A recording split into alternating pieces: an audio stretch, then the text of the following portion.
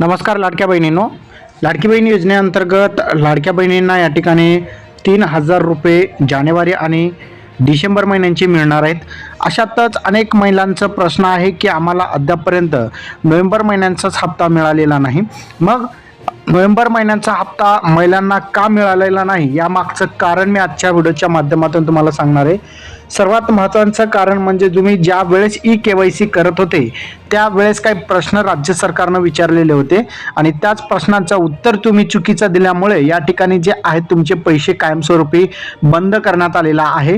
आता यामध्ये काही पडताळणी वगैरे झाली आणि तुमचं यामध्ये काही खोटी माहिती आढळली नाही किंवा तुम्ही त्यासाठी पात्र आहात आणि तुम्ही चुकून तुमच्याकडून या ठिकाणी KYC करताना ते ऑप्शन सिलेक्ट झालेला असेल तर या ठिकाणी तुम्हाला राज्य सरकारचा विषय असेल तो आता पडताळणी करेल किंवा नाही. जर केला आणि त्यामध्ये तुम्ही पात्र आहात आणि तुम्ही चुकून जे आहे तुम्ही येस किंवा नाही केलेला आहेत आणि त्यामुळे तुमचं KYC रिजेक्ट झालेली असेल तर तुम्हाला मात्र येणाऱ्या भविष्यामध्ये तुम्हाला पैसे मिळू शकतात. सध्या तरी राज्य सरकारनं तुमचे पैसे बंद केलेले आहेत. या ठिकाणी अनेक महिलांचा आपण स्टेटस ज्यावेळेस चेक केला त्यावेळेस त्यांना जे आहेत रिजेक्ट करण्यात आलेले आहे. त्या मागचं कारण म्हणजे KYC.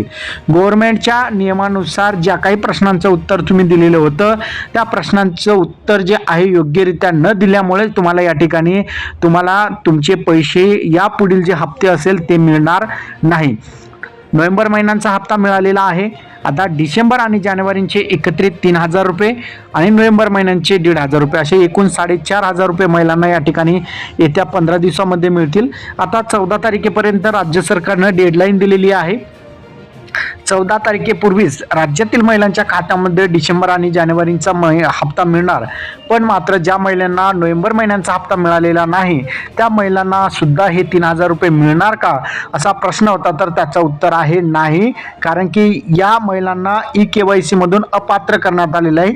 त्यामुळे त्या महिलांना जे आहे यापुढील हप्ते मिळणार नाही. जर राज्य सरकारनं पडताळणी केली आणि पडताळणी केल्यानंतर तुमच्या घरातील किंवा राज्य सरकारनं जे काही प्रश्न विचारलेला होता त्यामधील तुम्ही पात्र आहात तर तुम्हाला पैसे बंद होतील आणि पात्र नसाल तर तुम्हाला पैसे पुन्हा चालू होतील. तर अशा प्रकारे बघितलं तर सध्या तुमचे पैसे बंद असेल, तुम्हाला यापुढील हप्ते बंद राहणार आहेत जोपर्यंत राज्य सरकार पडताळणी करणार नाही. तर अशा प्रकारे बघितलं तर राज्यातील महिलांसाठी एक मोठी धक्कादायक बातमी आहे, कारण की त्यांना यापुढील पैसे बंद झालेले आहेत ज्यांना नोव्हेंबर महिन्याचा हप्ता मिळालेला नाही.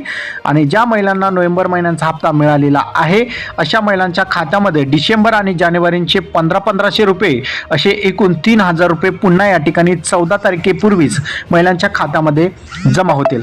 हा व्हिडिओ तुम्हाला कसा वाटला कमेंटमध्ये नक्की सांगा आणि चॅनलवर नवीन असाल चॅनलला सबस्क्राईब करा. धन्यवाद.